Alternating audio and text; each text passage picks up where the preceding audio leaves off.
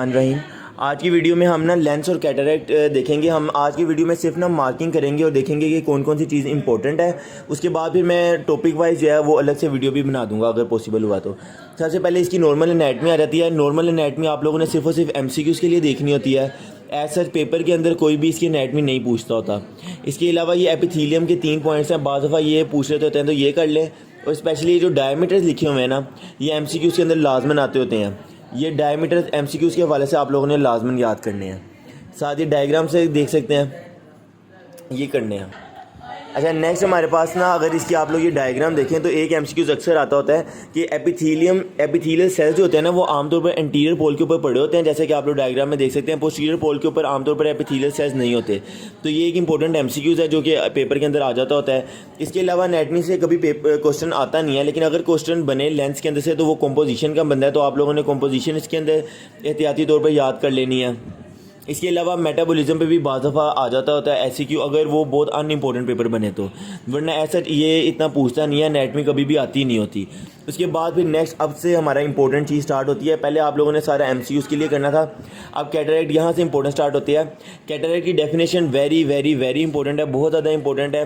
Paper में हमेशा जब भी सवाल आता है ना तो अगर तो पहले कहता है कि डायग्नोस करो, अगर तो वो कैटरेक्ट होता है ना फिर वो उसकी डेफिनेशन भी पूछता होता है। उसके बाद फिर क्लासिफिकेशन बहुत इंपॉर्टेंट है। क्लासिफिकेशन में से आप लोगों ने एक चीज़ भी नहीं छोड़नी और प्रॉपर सारी की सारी क्लासिफिकेशन आप लोगों ने याद करनी है। अब ना कैटरेक्ट क्लासिफिकेशन के बाद ना पेपर के अंदर जब भी आता है तो ना वो सिनेरियो बेस्ड आता है कि कैटरेक्ट मतलब कि उसने क्वेश्चन दिया होता है और उसमें हिसाब से आप लोगों को ना डायग्नोस करना होता है कि ये कौन सा कैटरेक्ट दिया हुआ है। फिर उसके ही आगे उन्होंने फर्दर ट्रीटमेंट पूछा होता है या फिर कॉम्प्लिकेशंस पूछी होती हैं, तो आप लोगों को डायग्नोस करना आना चाहिए।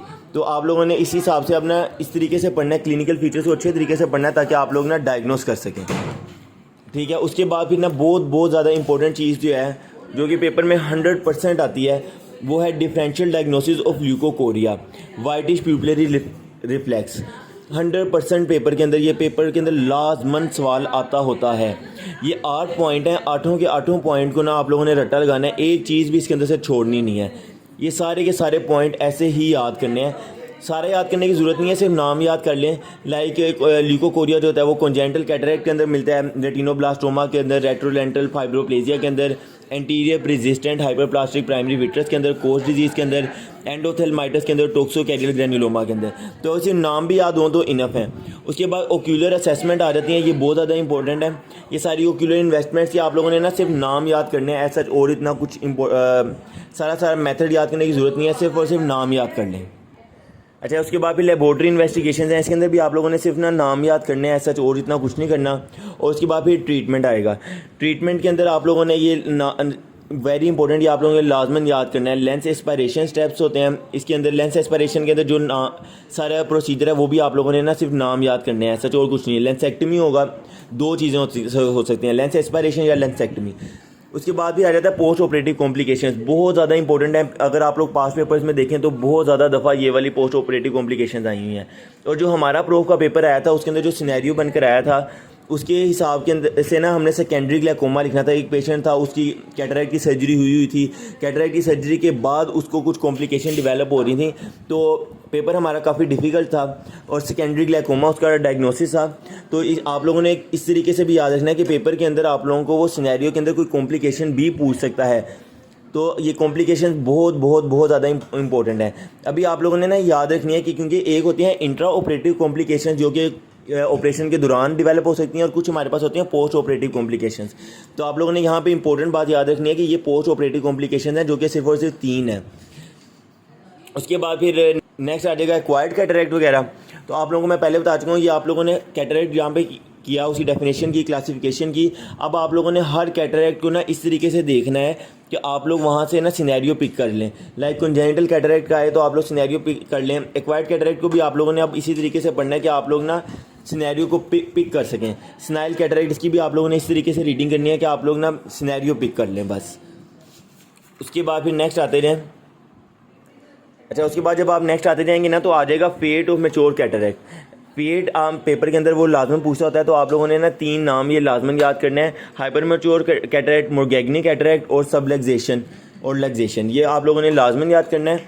और ना बाज़ दफ़ा ओएसपी के अंदर वो हाइपर मैच्योर कैटरेक्ट की डेफिनेशन वगैरह भी पूछता है, और स्पेसिफिकली आप लोगों ने ना ये डायग्राम साथ साथ देखते जाना है, क्योंकि ये पेपर के अंदर पड़े होते हैं। हमें जो इस बार ओएसपी आई थी उसके अंदर ये मोरगैग्नी कैटरेक्ट पड़ा हुआ था, जिसको मेरा गलत हो गया था, मैं एक्टोपिया लेंटिस लिखाया था इसको।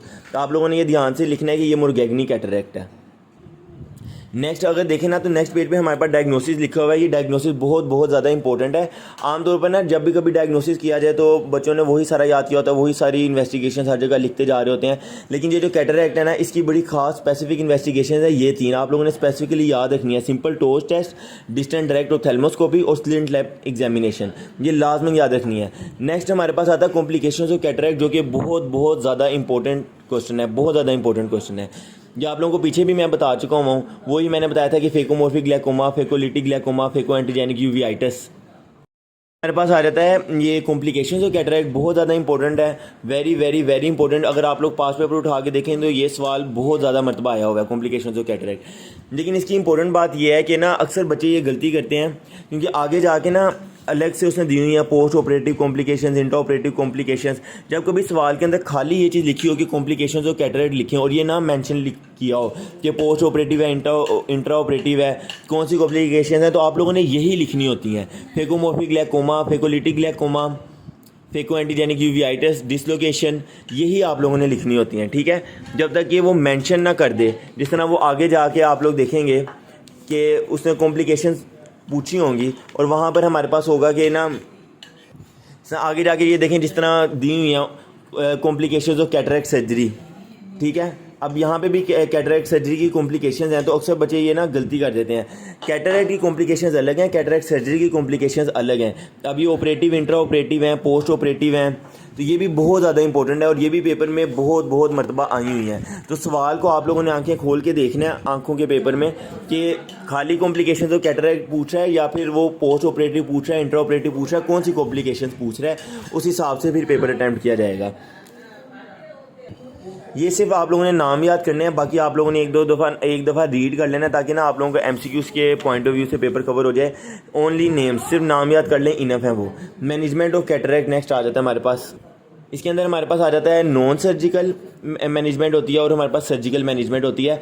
सिर्फ हेडिंग्स याद करते जाएँ, बाकी एक दफ़ा ना पेपर में भी आप लोगों ने सिर्फ पॉइंट्स बनाकर लिखना होता है। बाकी ये इस तरह कर लिया करें कि ना अपने कॉन्सेप्ट के लिए एक दफ़ा रीड ज़रूर कर लिया करें और एमसीक्यूज़ के लिए, वरना सिर्फ हेडिंग्स बहुत है। Spectacle, dark glasses, pupil dilatation with mydriatic drugs, enough है। सर्जिकल के अंदर आ जाएँ तो आप लोगों ने सबसे पहले इंडिकेशंस याद करनी है। इंडिकेशंस इंपॉर्टेंट हैं एज सच, लेकिन इतनी इंपॉर्टेंट नहीं है, पेपर में इतनी दफ़ा नहीं आई, लेकिन फिर भी इंपॉर्टेंट है, आप लोग एक दफ़ा कर लीजिएगा। उसके बाद टाइप्स ऑफ कैटरेक्ट एक्सट्रैक्शन, ये बहुत ज़्यादा इंपॉर्टेंट है, आप लोगों ने ये लाजमन याद करनी है, नाम तो आने चाहिए। Extra capsular cataract extraction, intra capsular cataract extraction, pars plana lensectomy, नाम 100% इसके आने चाहिए। और ना अब क्योंकि phaco emulsification most common method है, ये एमसीक्यूज़ के अंदर भी आता होती है, ये बात आती होती है, तो आप लोग एक तरतीब बनाएंगे और उस तरतीब से लिखेंगे। सबसे पहले आप लोग फेको इमल्सिफिकेशन का नाम लिखिएगा, उसके बाद फिर आप लोग फेम्टोसेकंड लेज़र कैटरेक्ट एक्सट्रैक्शन का नाम लिखें, उसके बाद ECCE और ICCE लिख सकते हैं और पार्स पेना लेंसेक्टमी लिख सकते हैं। लेकिन मेरे कहने का मतलब ये है कि आप लोग जब पेपर करें तो मार्कर से फेको इमल्सिफिकेशन लाजमन दिखाइएगा पेपर में कि आप लोगों ने वो लिखा है, क्योंकि मोस्ट कॉमन ये है और मोस्ट इंपॉर्टेंट भी यही है और आजकल परफॉर्म भी यही हो रही होती है। उसके बाद फिर आ जाती है हमारे पास पोस्ट ऑपरेटिव इवैल्यूएशन, ऐसा जितनी इंपॉर्टेंट नहीं है, लेकिन आप लोग एक दफ़ा रीड कर लें। उसके बाद एनेस्थीसिया ना एक अलग से चैप्टर भी है, लेकिन यहाँ से भी आप लोग कर सकते हैं। ये आप लोगों ने लाजमन करना है, एनेस्थीसिया का इंपॉर्टेंट है, ये पेपर में सवाल आता होता है। लोकल एनेस्थीसिया क्या होता है, फेशियल नर्व ब्लॉक क्या होता है और जनरल एनेस्थीसिया क्या होता है। यहाँ पे आप लोगों ने एक दफ़ा ना इसको रीड कर लेना है, क्योंकि 1-2 दफ़ा पेपर में ये भी आया हुआ है। बाकी एक MCQs के अंदर ना एक फार्मूला अक्सर पूछा जाता है कि बायोमेट्री या फिर इंट्राओक्यूलर लेंस जो होता है उसकी पावर को किस तरीके से कैलकुलेट किया जाता है। ये वाला फार्मूला जो होता है वो MCQs के अंदर भी आता होता है और बाज़ दफ़ा SCQ के अंदर भी वो इंट्राओक्यूलर लेंस का पावर निकालने का फार्मूला पूछ लेता होता है। तो ये फार्मूला आप लोगों ने लाजमन याद करना है, और ये आप लोगों ने याद करना है कि A से क्या A स्टैंड फॉर और L स्टैंड फॉर और K स्टैंड फॉर, ये किन चीज़ों से स्टैंड कर रहे हैं। उसके बाद फिर अब आ जाएगा एक्स्ट्रा कैप्सूलर कैटरेक्ट एक्सट्रैक्शन। इसमें से आप लोगों ने सारा कुछ याद नहीं करना, लेकिन फेको इमल्सिफिकेशन मैंने बताया क्योंकि बहुत इंपॉर्टेंट है और मोस्ट कॉमनली अब हो रही है। इस वजह से आप लोगों ने ना इसके हमारे पास 13 पॉइंट्स होते हैं, ये 13 में से एक पॉइंट भी मिस नहीं करना, सारे के सारे पॉइंट ऐसे याद करने हैं, 100% याद करना है, एक चीज़ भी नहीं छोड़नी। ये ए और बी पार्ट लिखा हुआ है, ये भी सब याद करना है। फेको इमल्सिफिकेशन पेपर में बहुत दफ़ा आया हुआ है, very very very important topic. उसके बाद भी फेमटोसेकंड लेज़र एक्सट्रैक्शन, इसको सिर्फ एक दफ़ा रीड कर लीजिएगा, ऐसा जितना इंपॉर्टेंट नहीं है, हमेशा आता जो होता है वो फेको इमल्सिफिकेशन ही आता होता है। उसके बाद फिर रिजल्ट्स ऑफ फेमटोसेकंड, ये सारा कुछ रीड कर लें, ऐसा जितना इंपॉर्टेंट नहीं है। स्मॉल इनसिजन कैटरैक्ट सिर्फ रीड कर लें, ऐसा जितना इंपॉर्टेंट नहीं है। अच्छा, नेक्स्ट हमारे पास आता है types of intraocular lens implantation, ये बहुत ज़्यादा इंपॉर्टेंट है, ये आप लोगों ने लाजमन याद करना है, क्योंकि इसमें एक हैप्टिक और ऑप्टिक डिस्क, ये पार्ट उसके दिखाए हुए हैं, जो कि इंट्राओक्यूलर लेंस होता है उसके पार्ट दिखाए हुए हैं, ये बहुत ज़्यादा इंपॉर्टेंट है, ये आप लोगों ने लाजमन याद करना है। Types of intraocular lens implantation, ठीक है।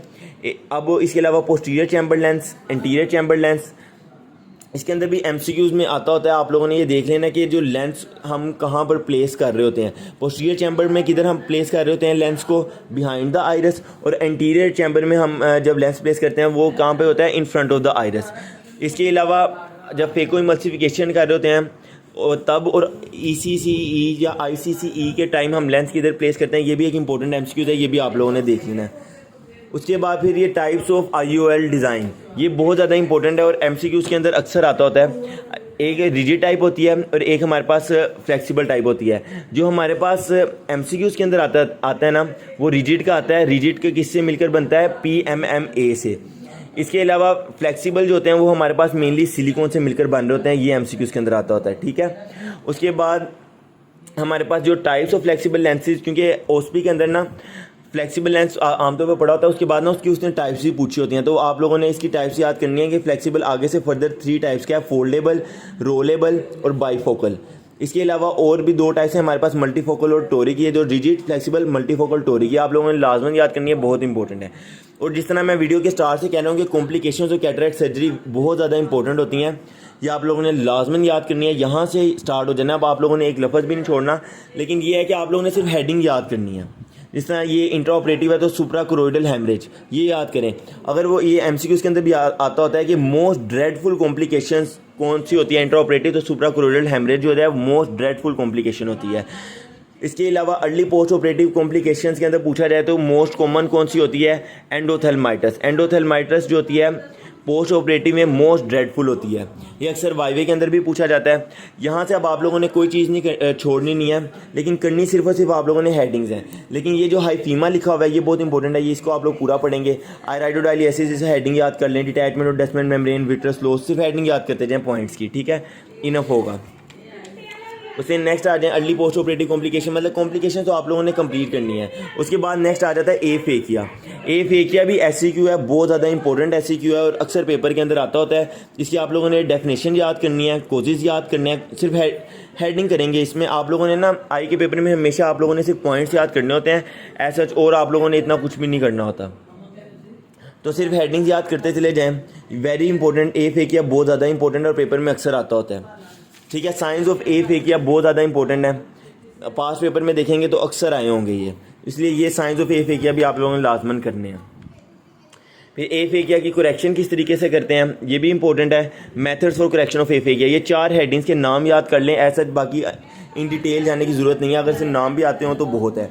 बाकी ectopia lentils very important, OSP के पॉइंट ऑफ व्यू से बहुत ज़्यादा इंपॉर्टेंट है और सिनेरियो में भी बाज़ दफ़ा आ जाता होता है, लेकिन OSP में एक्टोपिया लेंटिस अक्सर आ जाता है, तो आप लोगों ने ये लाजमन करना है। स्पेशली ये इसकी जो कोजेज़ है ना वो आप लोगों ने याद करनी है, और कोजेज़ अगर देखें एक हेडिटरी कोजेज़ होती हैं वो सारी याद की। उसके बाद ना हमारे पास ये कुछ ओक्यूलर फीचर्स होते हैं, ये 3 पॉइंट आप लोगों ने बहुत अच्छे तरीके से याद करने हैं। एक्टोपिया लेंटिस के अंदर जो मार्फन सिंड्रोम की वजह से हो रहे होते हैं, axial myopia, glaucoma, increase risk of retinal detachment, ये बहुत ज़्यादा इंपॉर्टेंट है। इसके अलावा बाकी आप हेडिंग्स याद कर लें, इनफ है कि इसके अंदर होमोसिस्टिन यूरिया की वजह से हो रहा होता है, और इनफ है बस। यहाँ पर हमारा ये आई का चैप्टर कंप्लीट हो जाता है।